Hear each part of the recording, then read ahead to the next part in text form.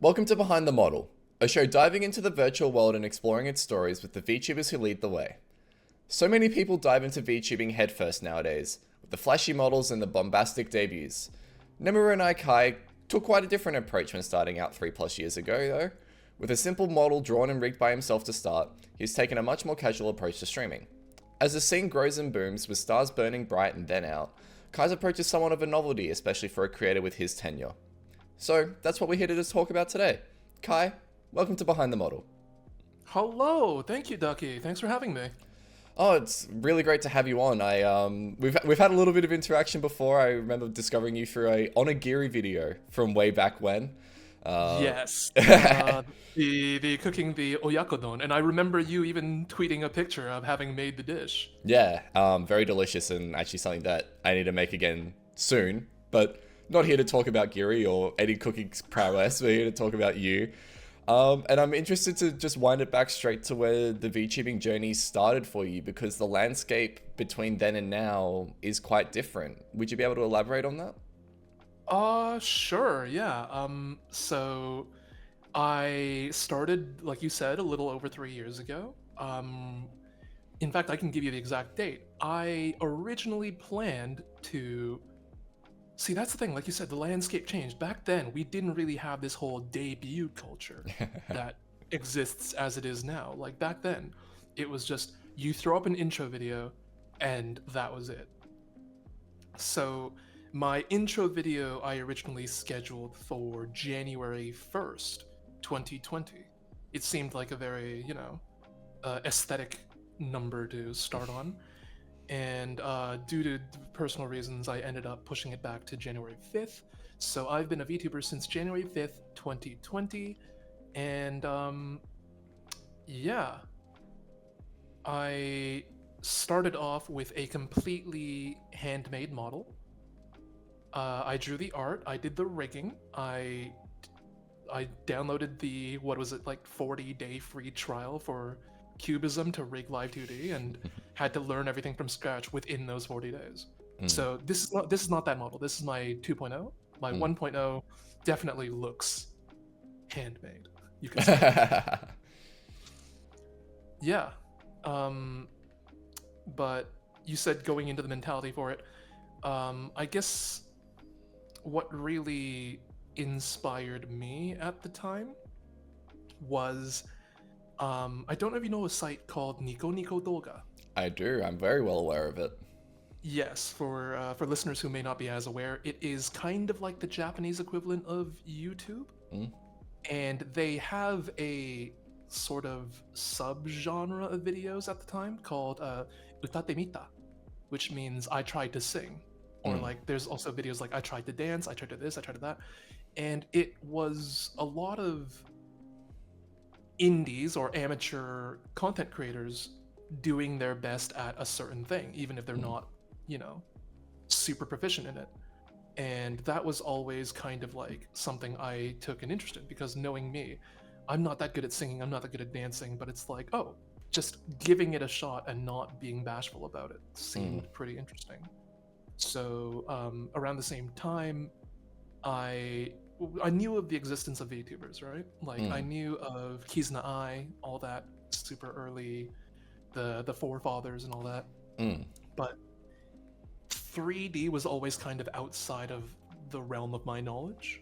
So when this little company called Nijisanji popped up with all these 2D VTubers, I'm like, well, that actually looks like something I could try.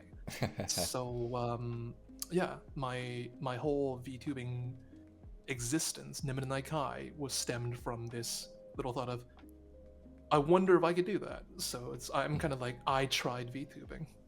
Yeah. And this current form that you have, I remember you telling me, wasn't necessarily the one that you were originally planning on debuting with. Okay, so you do remember that. Yeah. At the time, it was all just really silly thoughts too and all that. There was this whole floating idea where, anime girls sell, anime girls attract attention, etc., etc., etc. So the very first moving model I made was to be a female design, Mm. but I mean, there's no way I can really put on a convincing feminine voice, and I was too lazy to look for a voice changer within those 40 days, so I just gave up. Didn't really have a male model in mind, so I stood up, went to the bathroom, and took a selfie. You know, one of those selfies in front of the bathroom mirror. You have one hand, one hand on the camera and all that. That was literally what inspired my current design. I have the bleached bangs and everything. And these are, well, this current model has clothes. These aren't clothes that I do own, but they're clothes I would like to wear. So yeah. So you and I, we're not so different. Where I'm kind of the opposite, where I own all the clothes that I wear on my model, but I don't have this luscious lock of white hair. So you're incredibly accurate from the neck down. Yeah, pretty much. Bang on. Yeah, so I totally get that kind of design of, hey, I'm just gonna be myself, but an anime version of myself. Funnily enough, is it okay if I talk about other VTubers for a second? Absolutely. So actually, I had just attended Anime North, anime convention as a guest, and while I was there, I encountered some other VTubers, right? And out of nowhere, one of my VTuber mutuals, Fumiko Hoshi, just recognized me in person, and just like, "Oh my God, is that Kai?" And I'm just like, oh, "How do they know who I am? How do they know who I am?" And she literally cited, "It's like, oh, I saw the hair, and I thought, wow, that kind of looks like Kai's hair." Like she saw me in person and matched my real hair to my VTuber model. So yeah, I guess it's at least accurate enough to a degree. Yeah, there you go. What was it like at the con outside of that, and kind of the whole con experience, being able to guest? Oh, busy. Busy, I think would be the right term. It's definitely a very interesting experience. I'm lucky enough to be one of the indies who can say they've guested at a convention. It's it's everybody's dream as a VTuber to kind of like do all these cool things, be part of all these cool experiences. And I've been incredibly lucky to have been able to guest at a convention. Yeah. It was certainly very, very fun, very interesting, and just getting to meet everyone was great. Yeah, and I think this will tie into like a discussion that we have down the line, because I remember the tweet that you did following the convention about like people trying to figure out how do I get into a convention, how do I like get guested and get the invites and stuff. And I think that ties a little bit into the way that you approached VTubing to start with, and the way that you approach streaming as a casual hobby rather than a full-time career. What kind of prompted you to make that decision in the first place?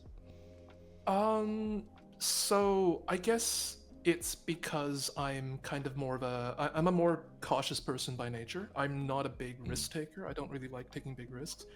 And I feel like compared to a lot of other indie VTubers, I started quite late in the game. Like nowadays you see a lot of content creators, social influencers, social media influencers. They're all very young. They're like in their teens, early 20s. They all start young. They've got that energy going for them. I started in my mid to late 20s. And so I've already kind of acclimated to being in the workforce. I don't really like taking big risks. The idea of having my entire livelihood tied to how popular I am scared me. Yeah. So even if I was offered the chance to become a full-time VTuber, I would certainly hesitate to take it. So I've gotten pretty comfortable of going to my day job and then just treating VTubing as my after-work hobby. Kind of like, this is the space for me to relax, for me to de-stress and be more of who I want to be online, I guess. You mentioned you started in your mid to late 20s with like this level of content creation. Was there anything otherwise creatively that you were doing before then that kind of kicked the spark off for it? Not really to this level, I would say. I've certainly, like, I think at most I made maybe a couple like AMVs, anime music videos on YouTube, in my teen years. But aside from that, I've never really been much of an I've never really had much of an online presence. I've never been a YouTuber. I've never been a vlogger or anything like that. I used to draw some fan comics for some games that had like a small following, so a modest following. So I guess that's really the extent of my online presence as like it's just like an artist. Yeah. And I guess that then ties into the whole idea that when you started and saw VTubing and with Nijisanji and all that, you're like, hey, I can draw that, I can do that, and kind of just went with the whim. Like, oh, it's 2D art. I'm familiar with 2D art. I thought I could do that. Literally, my entire VTubing career started with, yo, I bet I could do that too. Is that how it's continued as well? Is just everything that you do is like, I reckon I could do that? I feel like as I've gone on, I've started to recognize things that are like, oh, okay, I know for sure I can't do that. But yeah, a lot of the new things I try are always just kind of like, huh, I wonder if I could do that. And then I just give it a go and see how far it takes me. Yeah. What were your expectations of VTubing back then when you started out? Because January 2020, if we we're going to put that in a time capsule, is before the debuts of the two major agencies, Hololive and Nijisanji, in the English-speaking world, if you take out Coco, obviously. So in the Western space, it was a very underground niche scene up until around the end of the year. So what kind of expectations did you put on yourself and on the space as a whole back then? Because I think back then, there was, like you said, there was already an underground scene for English VTubers. I think back then, the total number of English-speaking VTubers that were in the major space was like just over 100. Like everybody knew everybody else from all over the world. Like the Malaysian English speakers, the Japanese English speakers, the like Southeast Asian English speakers. Everybody kind of like knew each other. Yep. And they like to hold pride in the fact that they all started in 2019, and I was the newbie back then. Kind of. You're in a completely different decade, man. Like, oh, get with the times. Exactly, right? So I really had no expectations of myself. That's the thing. I didn't actually want to be a VTuber to begin with. I didn't make. My whole goal was, I wonder if I could make a model. I wonder if I could draw it and rig it, and that was the end goal. Once I made the character, that was where I was satisfied. And then I just kind of was like, well, since I've already got it, it'd be a waste not to use it. So I think I was thinking I'd put out maybe 4 or 5 videos and then just like shelve this project and move on with my life. Yeah. And then about 3 videos in, just before I was about to call it quits, I realized how much I hated video editing. And one of the comments I got was, why don't you try streaming? It's like making videos without the need to edit. And I'm like, well, I mean, sure, let's try 3 or 4 streams. And then people started watching, and then they kept coming back, and I'm like, well, all right. I mean, I don't know why they're coming back, but if they're gonna come back, I guess I'll come back. And it just kind of rolled until now. God, does it feel a little bit weird to be being like talking about like back then, and it's like 3 years ago? A little bit. I mean, it feels strange because we have the whole global pandemic thing going on. Kind of. Yeah. It kind of feels like time's dragging on, but it's also like been going so fast at the same time. It's like it's only been 3 years, but it's already been 3 years. Yeah. So it feels like I've accomplished so much, but I've also accomplished so little. So it feels strange. I never expected I'd still be in this chapter of my life 3 years from now, or the fact that I would have been a convention guest or anything like that. This was all not something I thought of in 2020. How long did you expect to last? I was optimistically thinking, on the off chance I last a whole year, people would probably be too hungover to celebrate my anniversary on January 1st. That's the whole reason I pushed back to January 5th. Okay. I was like, on the slim chance I make it to a whole year, like I kind of want people to celebrate that with me. So I'm like, maybe not Jan 1st. Yep. So yeah, that was kind of it. I thought I'd last maybe 5 videos. Okay. And here you are now, many more streams after that. Many more streams after that. Yeah. Being interviewed of all things. Oh, I guess it's fine. Um, let's talk about your general approach to streaming with the fact that, video editing was hard and streaming was something that you didn't have to really put your mind to, when it was just like you could have your bedroom door open while playing some games on the internet and people would come and watch. Oh, yeah. So, like, that was kind of how I framed it, I think, when we last talked about it. Mm. In that, of course, being popular is something everybody wishes, I think. Like, if I could suddenly blow up to partner numbers, that'd be great and all that. But seeing the effort that full-time content creators put in, like, they invest all their time, they invest all their efforts. Every waking moment is about how to bring more, like, impact to their streams, how to make it more attractive. And me being a full-time worker with a hobbyist mentality, it's like I can't afford that time and effort into it, and I'm scared to make really heavy investments, kind of thing. Yeah. So I kind of tell myself that it's a more passive growth. I'm just doing what I want to do. I'm just enjoying myself, and my mentality is, if I just open the door, it's kind of like playing video games in your room. If you have the door open and you're having fun, somebody walking by sees you having fun. Yeah. They might come in to have fun with you. They might come in to watch you have fun. That's just kind of how I treat it. So yeah. Anyone that's an aspiring content creator, do not take my advice if you wish for a boom. This is definitely a very passive way of doing things. Yeah.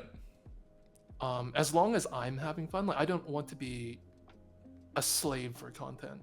If I'm not having fun and I'm just cranking out content and hoping for that lucky boom, like, I don't think I'd last this long. This is just me enjoying myself. I enjoy being a VTuber. This is how I de-stress. Just being able to do the things I like, play video games, draw, talk about whatever interests me. Yeah. And if I'm lucky enough that somebody shares those interests and happen to walk by my open door, that's just kind of how it is. Yeah. You've seen a lot of people come and go because of that kind of grind culture and that kind of constantly making content dream that a lot of the aspiring VTubers have.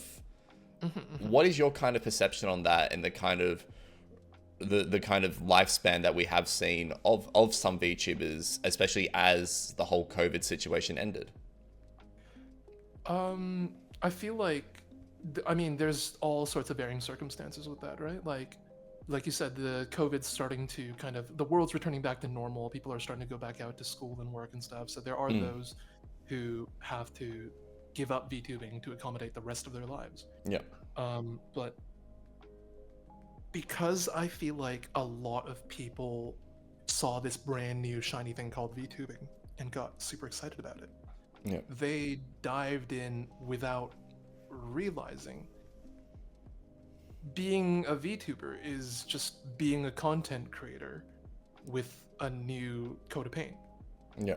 They don't realize that you have to create content. They don't realize you have to engage a community.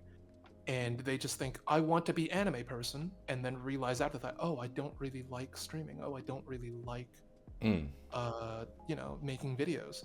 Oh, it's actually, I'm not suddenly going to be famous just because I'm a pretty anime face. Yeah. And the scene has developed this really, I'm not a big fan of it, this debut culture where everybody treats debuts as some sort of party now. Like, it didn't exist when I started, but now everyone has to have this super big, they overemphasize the debuts. I feel like everybody needs the $10,000 model, and then the $6,000 music video, and then like the $3,000 assets and the transitions and animated, custom BGMs, blah, blah, blah, blah, blah. Yeah. And everybody treats it like one big party. Oh my god, congratulations, you're now born into the scene. Yeah.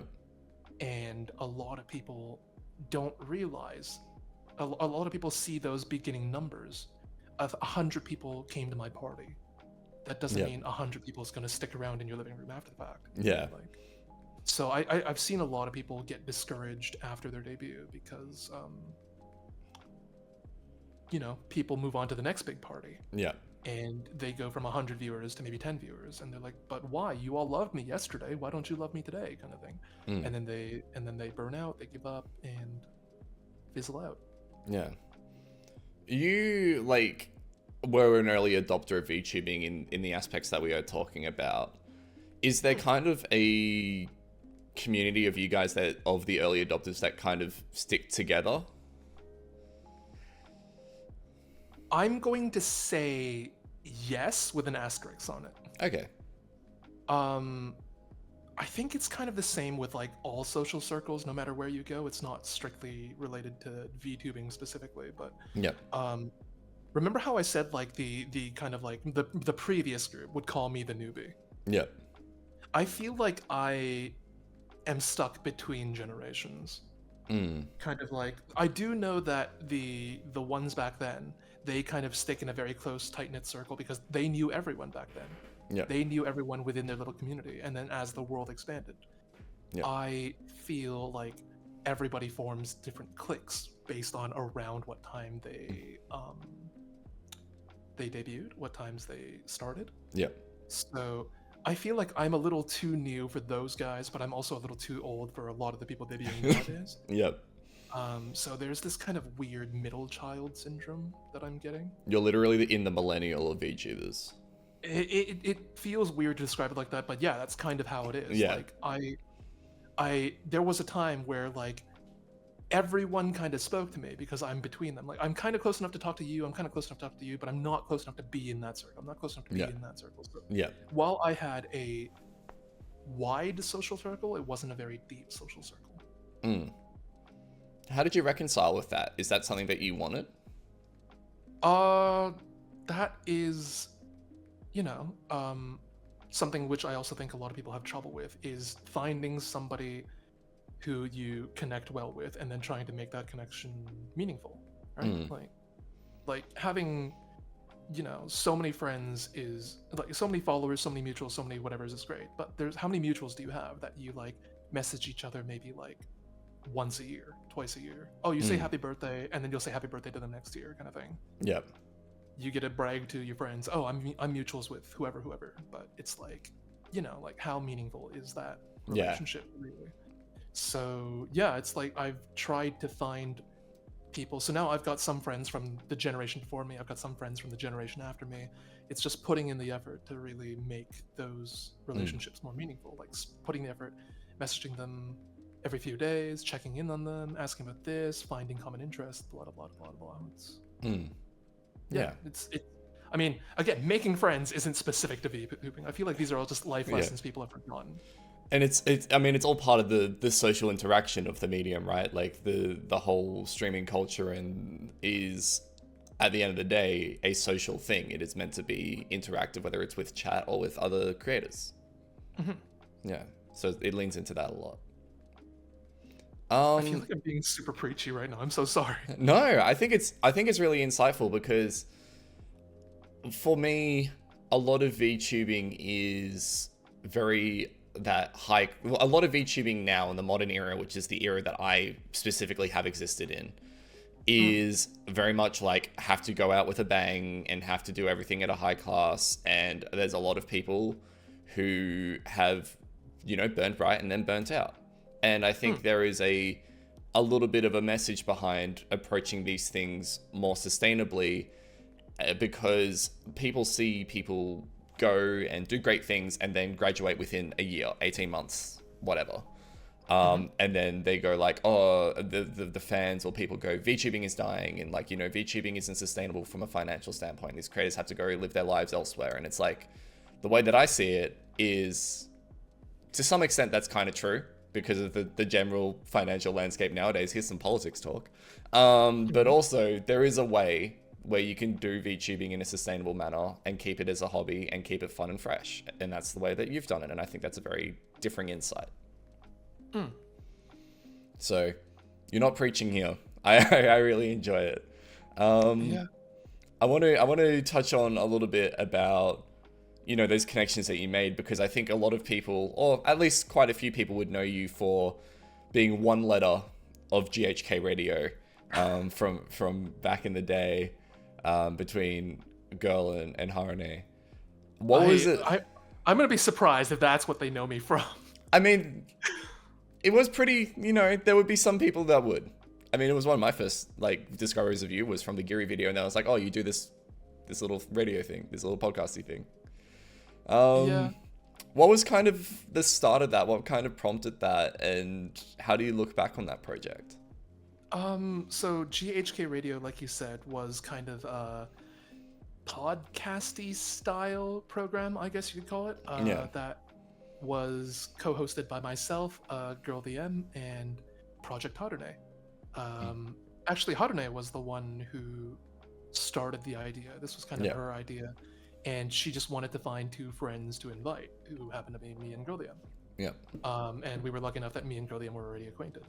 But it was just kind of something she wanted to start. Harune has since graduated from the VTubing scene, so at the time, we didn't really have a solid direction to it compared to a lot of other podcasts. Again, it was one of those, I wonder if we can do it kind of mentalities, I think. Yeah. We kind of tackled it without really understanding what it meant to be a podcast. Because you can find all sorts of podcasts now. You can find tech news podcasts or cooking podcasts. Everybody has a focus. We did not have that focus. We treated it very much as once every 2 weeks, three friends gets together, turns their mics on, and just starts chatting about whatever. Yeah. We would bring on the most random of topics. We would have VTuber news this week, and then the next person's topic would be canned soup, the history of canned soup. And I very much remember Christmas fruitcakes being a topic we had twice. It was just anything to banter about, and then a lot of bouncing back and forth. We'd kind of segue into different random conversations, and it was just something we had fun talking about, and then we put that out, and if people hear us having fun, maybe they'll listen to it kind of thing. So yeah, I feel like we lacked a very strong direction with it, which is why we probably didn't have as many viewers as we would have liked, and I'd be surprised that people learned about me through GHK. It deepened our relationship, just getting able to chat with each other, spend more time than the time it takes to write a tweet to each other. Oh, good morning, happy birthday, blah blah blah. We got to talk about all kinds of things, and we became very good friends. How do you reflect on that? How do you mean by reflect on that? When given that it's kind of all said and done with Harune's graduation, how do you, is it a good memory? Is it a solemn memory? It is definitely a very good memory. If I were to say it out loud, I do consider Girl DM and Harune to be two of the best friends I've made in my 3 years as a VTuber. And we still keep in touch. Harune has graduated, we still keep in touch, and I am, of course, you romanticize these things of oh, I wish we could go on forever, but realistically, you realize these things can never go on forever, kind of thing. So I look back on it fondly. I still sometimes put on episodes to listen to again, even though it's cringe to listen to your own content. And we're also kind of really slow on putting the episodes out. Technically, it's not over yet. Season 3, episode 10 is the series finale. It is the last episode we've ever recorded. We haven't put that out yet. It's still in the editing process. So there's still one left. There's still one left in the tank. It's coming out at some point, whenever Harune decides to throw it out there. Yeah. When you look back across all these little projects that you've done, all these little experiences you've had over VTubing, and you said yourself you didn't expect to get into this whole content creation and streaming realm, how has it, I guess, changed your life over the 3 years and then changed the way that you approach things? I feel like the biggest change that's happened to me is an understanding of myself, I guess. I want to say it boosted my self-confidence. Yep. It got me to be more talkative. I was relatively quiet before I became a VTuber. I didn't talk a lot in public, etc., etc. I actually, that's not entirely true. I was very good at public speaking in a speech contest kind of way. Okay. When I'm just reciting something kind of way, but like put me in the middle of a party and I'd kind of wallflower myself and not want to be in the middle of a crowd. Yeah. So I feel like turning on a camera and having an audience to talk to really boosted my confidence in speaking publicly in a, influencer kind of way. Yeah. But at the same time, it also, gave me anxieties I didn't have before. Now I have to worry about relevance. Now I have to worry about popularity. I used to not care about these things, and now there's always that worry in the back of your mind about metrics and stuff, like, oh, am I pulling in enough numbers? Like, why am I not as popular as XYZ? So Yeah. It broadened my horizons for better and for worse, I think. Yeah. But if you were to ask me, like, oh, if I could turn back time, would I not want to be a VTuber? No, I think this is definitely a positive chapter in my life. With all that being said, like, how much of a future do you see for yourself in terms of doing this as sustainably as you have done and keeping it as a hobby and still finding enjoyment from it 3, 4, 5 years from now? I think I would go, like I said, I'm just having fun with it, so I'll go until it's no longer fun for me. Yeah. I don't think I'm gonna need a big shebang to go out on. I don't think I'm gonna need some sort of big party. I, of course, do want to be popular. If I could hit those partner numbers, if I could shine as bright as the people around me, I think that'd be great. But also, I have seen, I'm going to keep quoting this same person. I'm so sorry, I do not remember their name or their channel.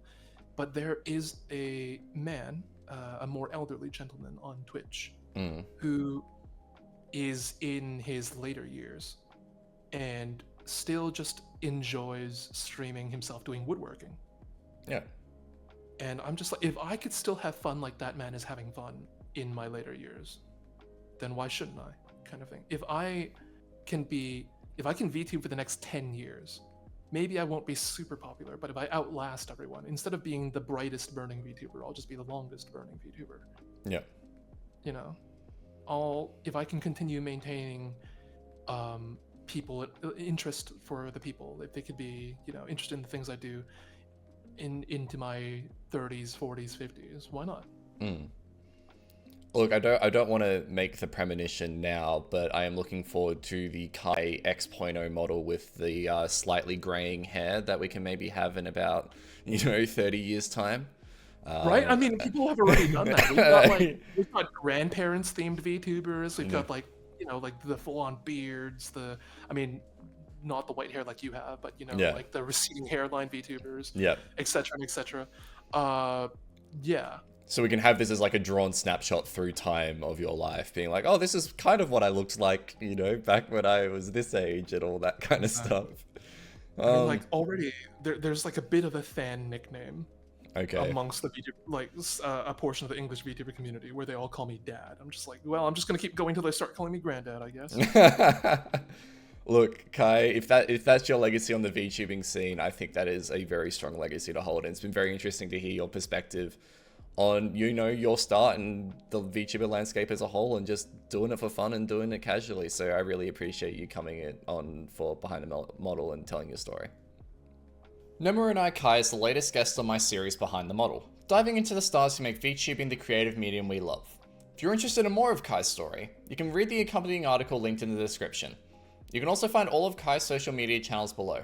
If you liked this episode, I really appreciate it if you gave it a like and subscribed while you're down there in the description.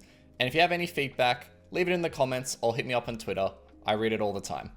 Until next time, thank you.